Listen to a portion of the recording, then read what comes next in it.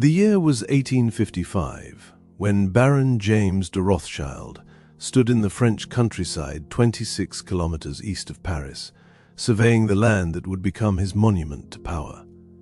The smell of turned earth mixed with morning dew as workers prepared to break ground on what would become the largest and most luxurious chateau constructed in all of France during the 19th century. James had one simple instruction for his architect, Joseph Paxton, the brilliant mind behind London's Crystal Palace: build me a Mentmore, only bigger. But what rose from that soil would be more than just bigger. It would become a symbol of everything the Rothschild name represented, a palace where emperors would dine, where wars would be negotiated, and where, more than a century later, one of the most bizarre and controversial parties in history would unfold behind closed doors. The Rothschild story begins not in palaces, but in the cramped confines of the Frankfurt ghetto, in the Judengasse, where Meyer Amschel Rothschild was born in 1744. The Jewish quarter was a place of restrictions and limitations, where families lived pressed together in buildings marked by red shields, the Rothschild from which the family would take its name. Young Meyer's parents died of smallpox when he was just 11 years old, but by then the boy had already absorbed the mysteries of money exchange from traveling with his peddler father through the patchwork of principalities that made up the Holy Roman Empire. Where others saw borders and barriers, Meyer saw connections and opportunities. He started as a dealer in rare coins, a seemingly modest profession, but it gave him access to something far more valuable than gold: the attention of princes. Crown Prince Wilhelm I of Hesse noticed the young Jewish trader's talent for acquiring precious items, and by 1769, Meyer had secured the coveted title of court agent. This wasn't just a job. It was a doorway into the world of European finance, where wars were funded, governments rose and fell, and fortunes could be made by those bold enough to see beyond tomorrow. When Napoleon's armies swept across Europe in 1806, forcing Wilhelm IX into exile, it was to Meyer Amschel Rothschild that the prince entrusted part of his vast fortune. £550,000 sterling, an unimaginable sum, was sent to Meyer's son Nathan in London to be invested in British government securities and bullion. The gamble paid off spectacularly. By the time Wilhelm returned from exile, his fortune had grown substantially, and the Rothschild name had become synonymous with trustworthiness and financial genius in the highest circles of European power. But Meyer Amschel's true genius wasn't just in managing money. It was in understanding that the future belonged to networks, to family, to information that moved faster than anyone else's. He had 5 sons, and rather than keep them all in Frankfurt, he sent them across Europe like chess pieces positioned for victory. Nathan went to London in 1804, establishing a branch that would help finance British operations during the Napoleonic Wars. Salomon settled in Vienna in 1820. Karl opened an office in Naples. Amschel stayed in Frankfurt to manage the original business. And James, the youngest, arrived in Paris in 1812 at just 20 years old. James Meyer de Rothschild moved through Parisian society like a shark through deep water, quiet but unstoppable. By 1823, the Paris house was the banker to the French government. By 1836, after his brother Nathan's death in London, James had become the de facto head of the entire Rothschild empire, the trusted advisor to ministers and kings. His mansion on Rue Lafitte had 7 gilded salons that literally dazzled visitors with reflected gold. The poet Heinrich Heine called it the Versailles of a financial potentate. Every week, 60 guests would gather for dinner, artists and aristocrats, mingling under chandeliers as fortunes were discussed between courses. But even this splendor wasn't enough for James. In 1829, he purchased the domain of Ferrières, an old estate in the Brie region. The chateau that stood there was demolished. James wanted something unprecedented, something that would make even his nephew Meyer Amschel's Mentmore Towers in Buckinghamshire look modest by comparison. Joseph Paxton, fresh from his triumph designing the Crystal Palace for the Great Exhibition, was the only architect James would consider. The commission was given in 1855, and for 4 years, an army of workers transformed the French countryside. What emerged was a neo-Renaissance palace inspired by Italian architecture, with square towers at each corner rising above a central structure whose dimensions defied belief. The showpiece was the central hall, 37 meters long and 18 meters high, crowned by a full-glass skylight that bathed the space in natural light. The sculptor, Charles-Henri Joseph Cordier, created atlas columns and caryatids that seemed to hold up the ceiling with impossible grace. Eugene Lamy supervised decorative paintings that covered walls and ceilings with scenes of classical grandeur. The library held more than 8,000 volumes. 80 guest suites ensured that James could host the cream of European society simultaneously. The stables could accommodate 80 horses. 100 servants lived and worked on the property.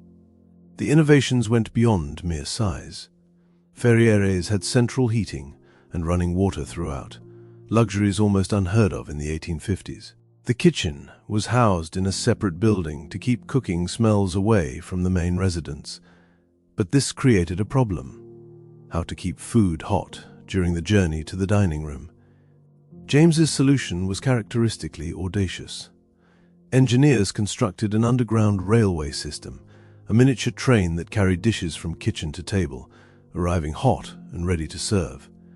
The estate covered 4,000 hectares, enough space for a model farm and hunting grounds that could accommodate imperial shooting parties. On the 16th of December, 1862, Napoleon III himself arrived at Ferrières. The Emperor of France walked through rooms decorated with works by Velázquez, Rubens, Rembrandt, and Guido Reni. After planting a commemorative tree, he went hunting with James across the vast forests.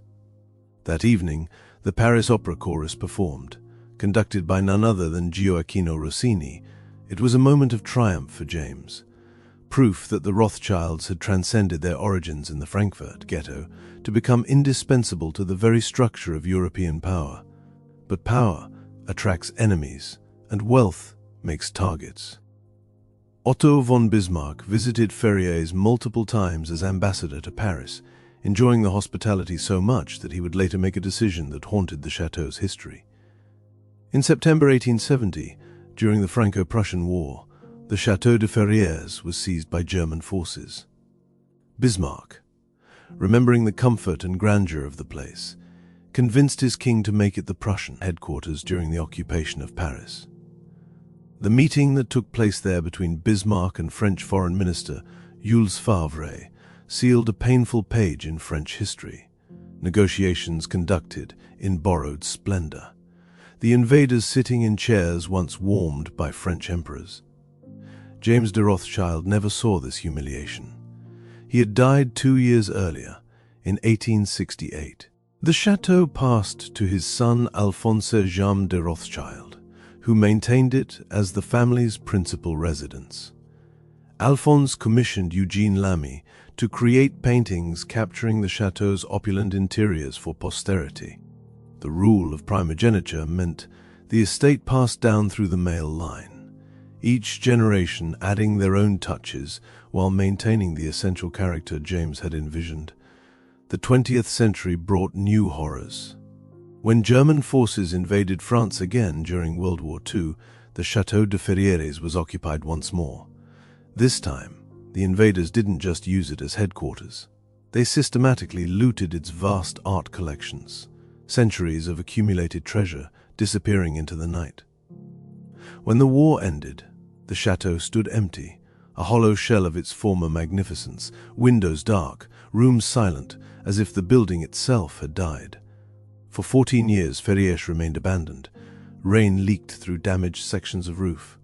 Dust accumulated on empty floors. The underground railway rusted in darkness. But in 1959, 2 people decided the chateau deserved resurrection. Baron Guy de Rothschild and his wife, Baroness Marie-Hélène, had recently married, he the head of the de Rothschild Frères Bank, she a woman whose vision would transform not just the building, but its place in modern mythology. Marie-Hélène de Rothschild was born Marie-Hélène Nyla Stephanie Josina van Zuylen van Jevelt van der Haar, a name that carried its own weight of European aristocracy. Her marriage to Guy broke barriers within the Rothschild family itself. As the first time a leading Rothschild had married outside the Jewish faith, the union required special dispensation from the Pope, and Guy was forced to resign his presidency of the Jewish community in France. But Marie-Helene brought something the family needed, an artistic sensibility that understood how to translate old money into new cultural capital. The restoration she oversaw was meticulous and imaginative.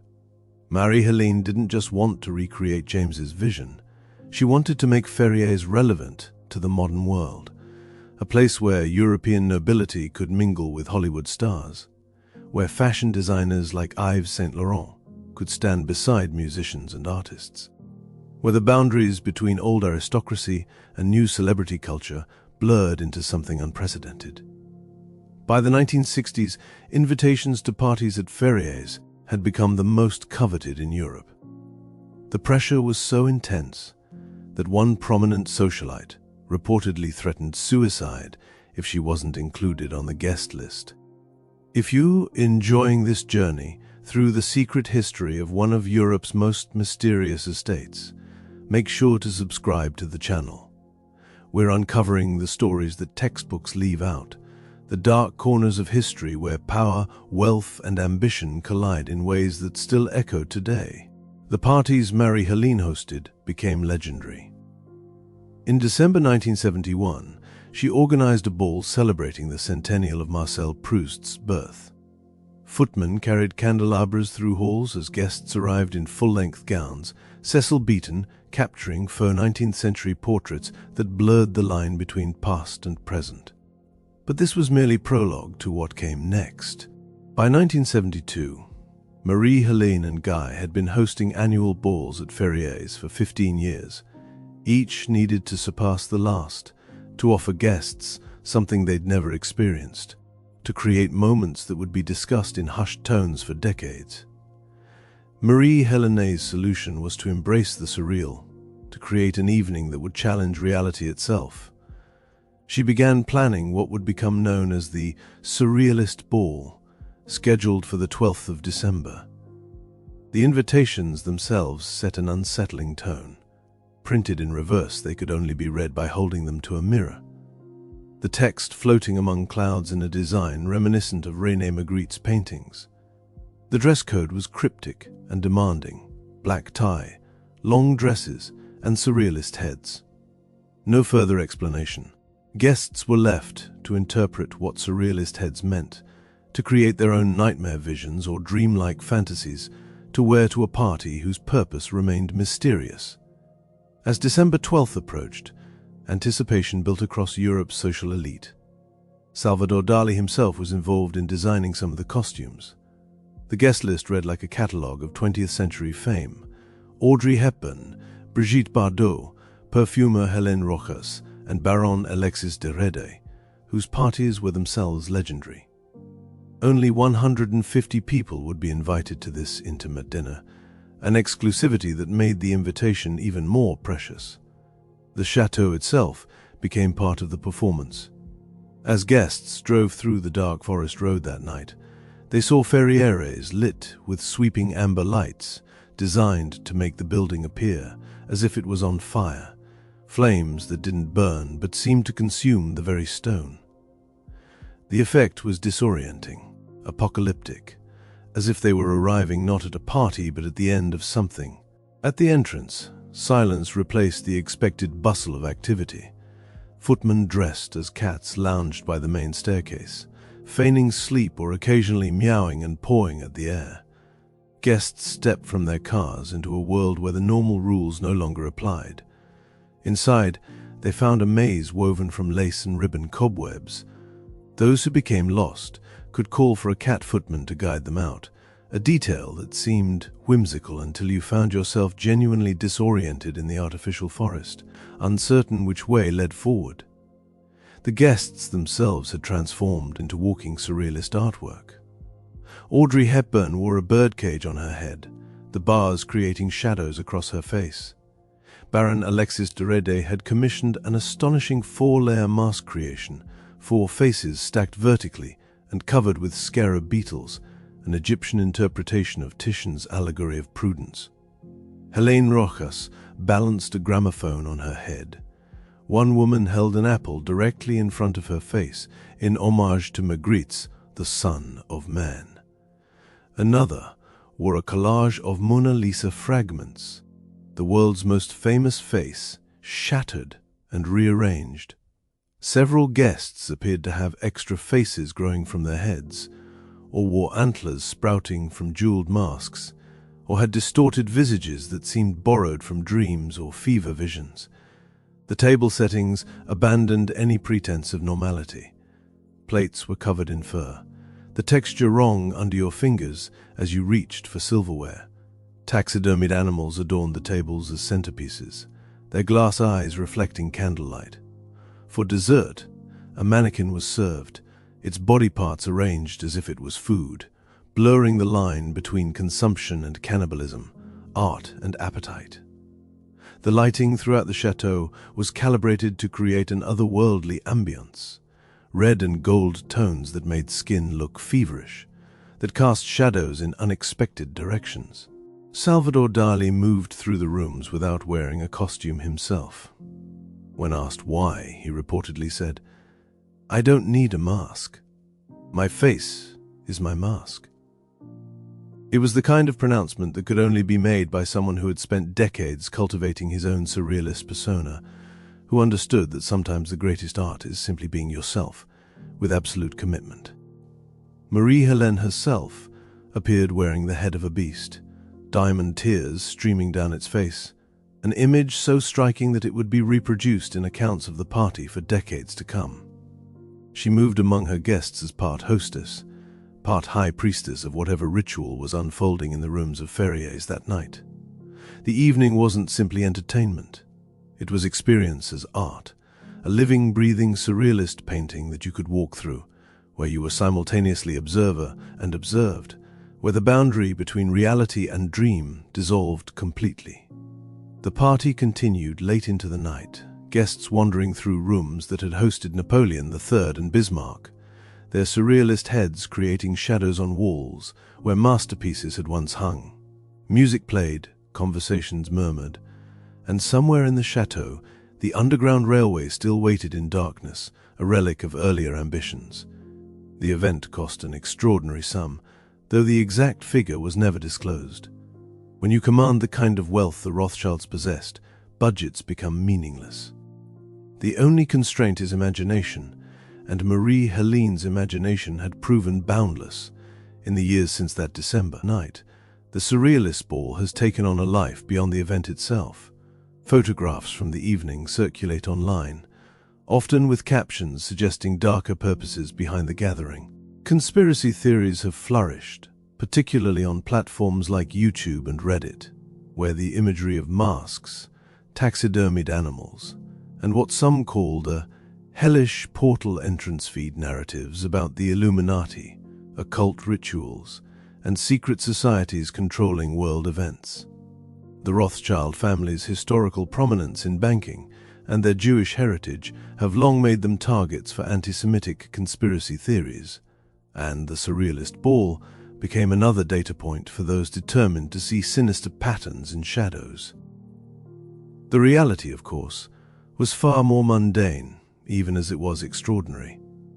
The ball was exactly what it appeared to be, an artistic experiment by wealthy people with access to essentially unlimited resources, who wanted to create something memorable and succeeded beyond anyone's expectations. It drew inspiration from the Surrealist movement that André Breton had initiated in the 1920s, with its focus on the irrational, the dreamlike, and rejection of conventional norms. Marie-Hélène was passionate about the avant-garde, and she had the means to bring those aesthetic principles to life in ways most people could only dream about. 3 years after the Surrealist Ball, in 1975, Guy and Marie-Helene made a decision that signaled the end of an era. They donated the Château de Ferrières to the Chancellery of the Universities of Paris, though they retained the house they had built in the woods surrounding the estate. The gesture was both generous and pragmatic.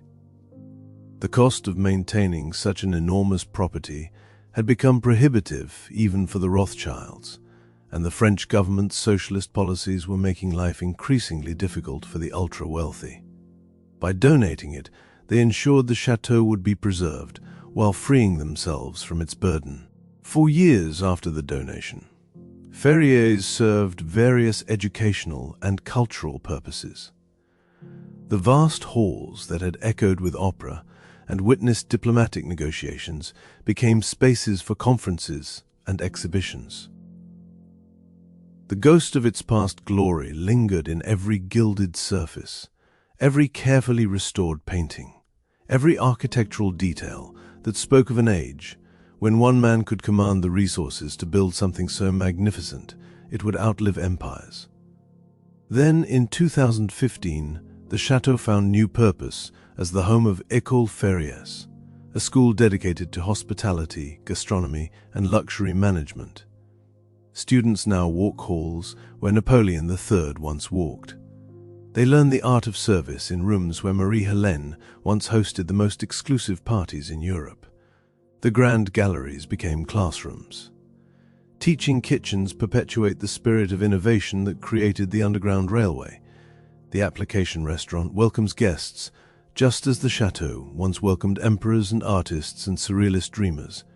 There's poetry in this transformation, a sense that Ferrières has returned to something close to its original purpose. James de Rothschild built it not just as a monument to his own success, but as a place of hospitality, where guests could experience luxury and service elevated to an art form. The school continues that mission in different terms, teaching the next generation how to create experiences that transcend simple consumption, how to make moments memorable, how to understand that true luxury isn't just about having money, but about knowing how to use it to create beauty and meaning. The story of the Château de Ferrières is ultimately a story about transformation. It transforms land into architecture, wealth into culture, family ambition into public legacy. It transforms a night into legend, surrealist performance, into decades of speculation and myth. It transforms students into professionals who will carry the principles of excellence and service into a future James de Rothschild could never have imagined when he first stood on that land in 1855. But there are darker threads woven through this history that can't be ignored. The Rothschild fortune that built Ferrières came from systems that enabled both progress and exploitation. The family's rise coincided with European imperialism, with wars fought for profit, with financial structures that concentrated wealth in ways that left millions struggling. The Underground Railway that carried hot food to the dining room was built by workers whose names we don't know, whose labor made luxury possible. The art collections that once decorated the walls were acquired in markets shaped by colonialism and plunder. When German forces looted the chateau during World War II, they were doing to the Rothschilds what European powers had done to colonized peoples for centuries, taking treasures that didn't belong to them because they had the power to do so. The occupations of Ferrières during both the Franco-Prussian War and World War II revealed how fragile even the greatest wealth can be when faced with military force, how quickly palaces become prisons or headquarters for invaders. The Surrealist Ball itself, for all its artistic merit, was fundamentally an expression of wealth so extreme it could afford to be playful with reality. While Marie-Hélène and Guy entertained guests with fur-covered plates and footmen dressed as cats, most of France was dealing with economic uncertainty and social upheaval. The 1970s were years of oil crises, inflation and political tension that would culminate in socialist election victories and bank nationalizations. The party was spectacular, but it was also the last gasp of a particular kind of aristocratic culture that was increasingly out of step with modern democratic values.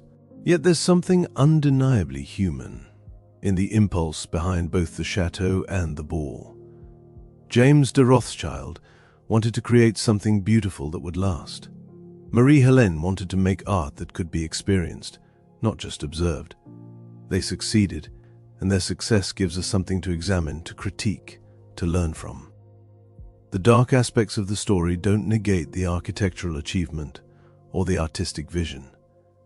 They complicate it, make it richer and more interesting, more honest about the contradictions inherent in any story about money and power and art. Today, if you visit Ferrières, you'll find a building still magnificent, still imposing, still capable of taking your breath away when you first see those square towers rising above the trees. The glass skylight still floods the central hall with natural light. The innovations James commissioned still function or have been carefully restored. Students hurry between classes in spaces designed for leisure. The model farm operates according to modern agricultural principles. The forests still stretch for kilometers, though the hunting parties are long gone. And sometimes, if you stand in the central hall at twilight when the light is just right, you can almost see them. Napoleon III planting his commemorative tree, Bismarck negotiating the terms of French defeat, Marie-Hélène in her beast-head mask with diamond tears, footmen dressed as cats sleeping on the stairs, guests in surrealist costumes wandering through ribbon cobwebs, all the ghosts of Ferrières layered one atop another, like palimpsest, each era visible through the others, all of it leading to this moment where history becomes education, where old money transforms into new opportunity, where the past refuses to stay buried because some stories are too extraordinary to forget. The lesson of the Château de Ferrières isn't simple. It's not a story with clear heroes and villains, not a morality tale where vice is punished and virtue rewarded. It's a story about what humans create when given resources and vision, about how those creations outlive their creators and take on meanings their builders never intended. It's about the distance between Frankfurt ghetto and French chateau, about underground railways and surrealist heads, about empire and occupation and restoration and education, and all the messy, complicated ways that history actually happens when you look at it closely enough to see the contradictions. If there's darkness in this story, and there is, it's the darkness of ambition unchecked, of wealth concentrated, of beauty created at costs that weren't always counted or paid by those who gave the orders. But there's also light, the literal light streaming through that glass skylight, and the metaphorical light of what the place has become, a school teaching new generations that excellence matters, that service is noble, that creating experiences for others is work worth doing well. The Château de Ferrières stands as testament to an impossible proposition, that stones and steel and glass can somehow capture the dreams of those who build them, that architecture can make arguments about who we are and what we value, that even the most controversial history deserves to be remembered and understood in all its complexity. From Mayor Amschel in the Frankfurt ghetto to students learning hospitality in 2025, the story continues, each chapter adding layers to what came before, none of it simple, all of it human. And that, perhaps, is the real dark secret behind the Rothschild chateau. Not occult rituals or conspiracy, but something far more unsettling.